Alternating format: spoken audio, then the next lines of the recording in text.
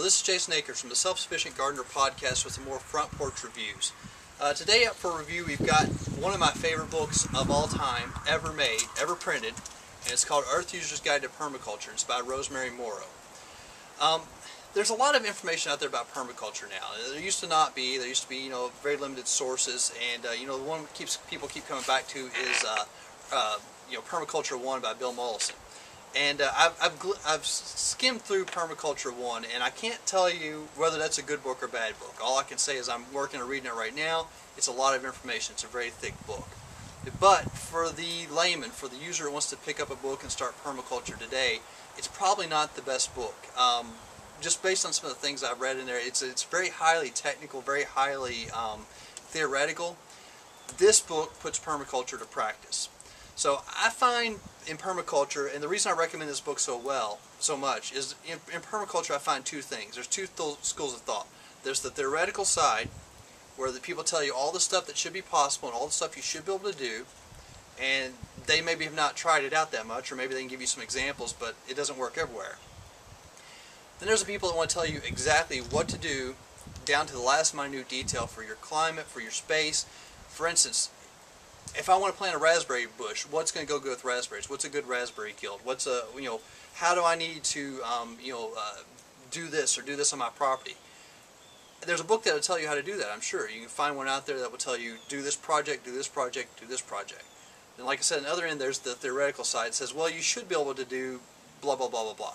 This book is right in the middle. That's what makes this book so valuable. This book will tell you how to do things, but it tells you mostly specifically how to think for yourself. So it doesn't tell you if you've got this kind of soil, you need to do this. It tells you if you've got this kind of soil, maybe you want to add this, maybe you want to add that, maybe you want to add this. Well, here's the things you would do to add those, but you need to pick what's best for you. You need to pick what's best for your land, what you want to grow, your specific needs, etc. This book won't tell you how to go out and start a food forest tomorrow, but it'll get you thinking about how to start a food forest tomorrow, and that's where the value really lies in this book. Looking inside it, there's tons of these little drawings and things like that, which are, some people would say they're quaint, but I find them pretty interesting. She and her illustrator have a way of just, breaking things down. For instance, here is examples of windbreaks for a hot and dry climate, tropical and cyclone areas, and coastal areas. Here's everything you need to know about, what your conditions are going to kind of look like in those areas.